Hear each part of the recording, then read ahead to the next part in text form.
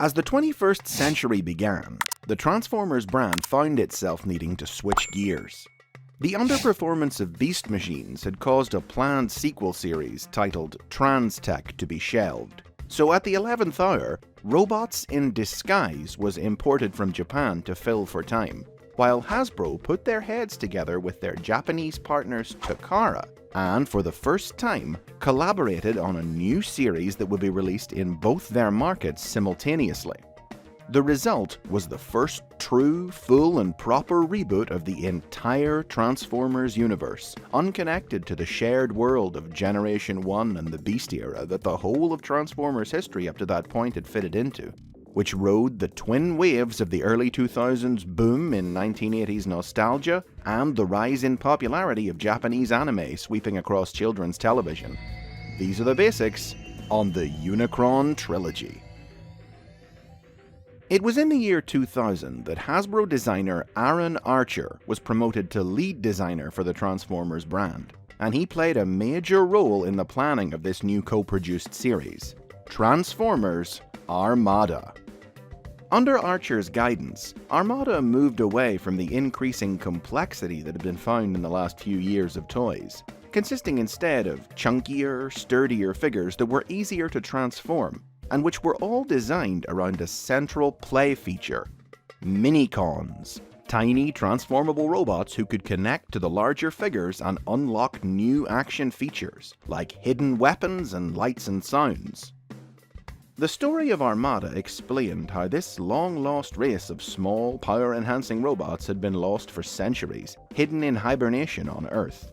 But upon their awakening, the Autobots and Decepticons came to the planet seeking to acquire their power once more. The series featured several familiar faces from Transformers history, like new incarnations of Optimus Prime, Megatron, and Starscream. But as a total reboot of the Transformers world, its cast was mostly made up of brand new characters. Chief among them, the youthful, hot-headed Autobot Kid Appeal character, Hotshot. Mind you, many of these new characters did reuse the names of older Generation 1 bots, who they otherwise had no connection to, as a way for Hasbro to maintain their trademarks on those names. The series was accompanied by a marketing blitz of media and merchandise the likes of which hadn't been seen since Generation 1. Countless storybooks and activity books, mini-comics packed in with the toys, a board game, a video game. But the two most significant were a comic book series published by Dreamwave Productions and an anime TV series written and produced in Japan by studio Actus Inc. In the tradition of Generation 1, the comic and cartoon existed in separate continuities, each telling their own unique version of the Armada story. The comic hit first, arriving in July of 2002 and taking the #1 spot on the month's sales charts with over 145,000 copies ordered.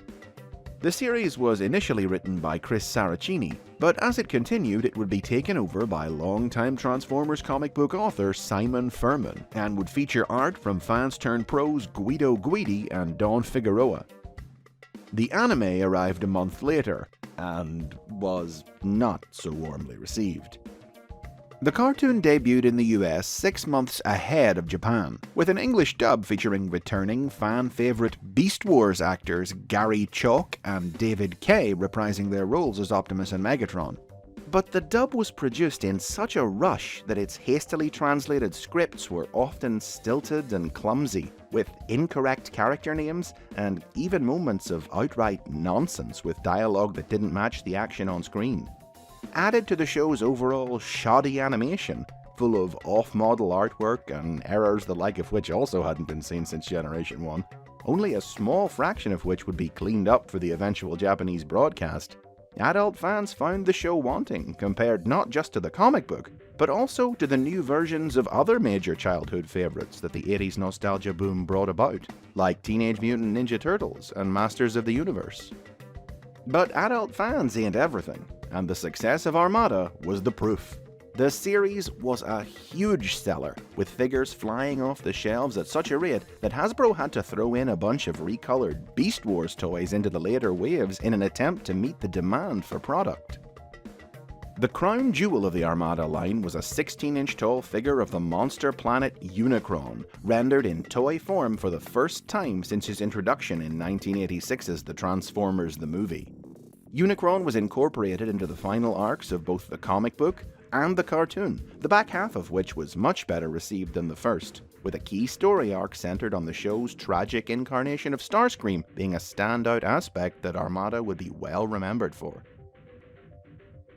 The Armada toy line, cartoon, and comic wrapped up at the end of 2003 after an 18-month run, segueing immediately into a sequel series, Transformers Energon, that launched at the start of 2004. Taking place 10 years after Armada, the story of Energon saw the Autobots contending with the efforts of the Decepticons and the alien Alpha Quintesson to resurrect Unicron for their own ends, using the titular power source, Energon. The Energon toy line replaced unlockable Minicon play features with a variety of new gimmicks. The Autobots in the line could all combine in various ways, the Decepticons had concealed hyper-mode weapons, and new subgroups, the heroic Omnicons and the evil Terrorcons, came with modular mix-and-match Energon weapons that any figure could wield.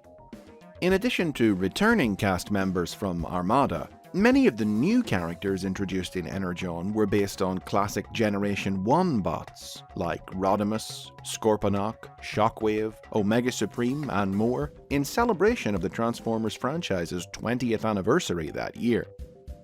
But unfortunately, the fates weren't kind to Energon's tie-in media.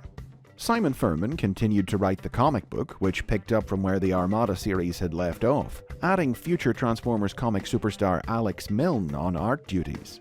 But within a year, Dreamwave Productions had gone bankrupt and shut down, leaving the series unfinished. And the anime? Airing virtually simultaneously with its Japanese broadcast, the show's circular plotting, the stiff, expressionless CGI it used for the robot characters, and an English dub that was even more slipshod than Armada's, combined to create a series that's come to widely be considered as the single worst TV show in the history of the Transformers brand. Energon concluded in mid-2005 and was immediately followed by the final chapter of the trilogy, Transformers Cybertron. In this series, a black hole created by the destruction of Unicron threatens the Transformers' homeworld, sending the Autobots on a quest across the universe in search of 4 long-lost Cybertronian colonies, from which they seek to obtain the 4 cyber planet keys needed to awaken the only being with the power to close the black hole, their creator and god, Primus. Each colony planet had a different theme. In addition to vehicles from Cybertron and Earth, there were futuristic racing vehicles from Velocitron, the speed planet, robotic animals from the jungle planet, and colossal machines from Gigantian, the giant planet, making the Cybertron toy line the most diverse of the trilogy. And each figure came with a cyber key that could plug into it to unlock new play features, not unlike Minicons. A counterpoint to Armada's Unicron, the toy line included a huge Primus figure that transformed into Cybertron itself, and at the opposite end of the size spectrum, also debuted the Legends figure range, affordable miniature versions of the line's characters, a tactic that's gone on to become a permanent part of every major Transformers toy line since. Cybertron's tie-in media is where things get a bit complicated. You see, each of the 3 series lasted only a year in Japan versus the year and a half that they ran in Hasbro's markets. Armada in 2003 under the name Micron Legend, Energon in 2004 named Superlink, and the Japanese version of Cybertron, Galaxy Force, in 2005. It had always been the plan for the 3rd series to continue on from the previous 2, but the Galaxy Force anime, produced by animation studio Gonzo rather than Actus like the other 2, didn't follow through on this intent, and instead featured a standalone story that was unconnected to the preceding shows. The English dub of the show tried its best to amend this, tying things back together where it could, but many incongruities were left unaddressed. Though the dub did generally succeed in all other areas, with 6 months of lead time ensuring it was vastly improved over Armada and Energon, with accurate scripts full of lively, flavorful dialogue.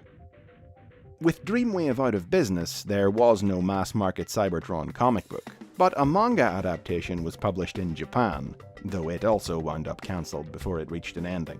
And the official Transformers Collectors Club produced several comic strips and prose stories. The club's stories combined elements of both the cartoon and Dreamwave comic universes, with the in-universe rationale that the black hole was warping reality, collapsing the universes together, thereby explaining the continuity errors that existed between the Cybertron cartoon and its predecessors. It was during Cybertron's run that Aaron Archer first coined the collective name Unicron Trilogy to refer to all three series, for the pivotal influence that Unicron had on each one. Cybertron would wind to a close in late 2006, bringing a definitive end to both the trilogy and to an entire generation of Transformers. The next year, the live-action movie would arrive to catapult the brand to worldwide juggernaut status, and all subsequent cartoons have been Hasbro-driven, the co-production of the trilogy a thing of the past, its constant influx of new characters for the most part replaced with a stable, repeating cast of reimagined classic favorites. The fictional world of the Unicron trilogy hasn't really been revisited in any significant capacity in the last decade, but its characters and accomplishments haven't been forgotten.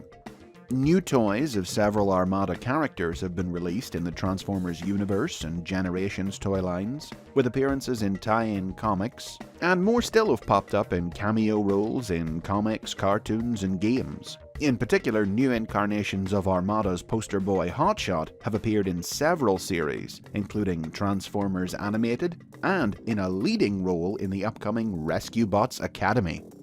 The trilogy's handling of Unicron and Primus, and Cybertron's introduction of the ancient Transformer Vector Prime, were key to the development of the complex lore of the Transformers multiverse and the original 13 Primes. One of the most iconic elements of the whole trilogy, Minicons, are now a fixture of Transformers canon, with a particularly big marketing push in 2015's new Robots in Disguise series. And colony planets inspired by Cybertrons have become a key element of IDW Publishing's comic book universe. Today, only a handful of years away from the 20th anniversary of Armada, the generation of children who grew up on the Unicron trilogy are now adults themselves, with their own disposable income and even kids of their own that they want to share their version of Transformers with. And perhaps that means we'll soon see a return to the trilogy and its characters. But for now, it'll always be remembered as one of the most inventive, colorful, divisive periods in Transformers history. And those are the basics on the Unicron trilogy. Did you grow up with these series? Share your fond memories of your favorite show or character or toy gimmick in the comments. If you're not already, remember to subscribe for more from the world of the Transformers, and if you're in a position to do so, please consider supporting the basics on Patreon.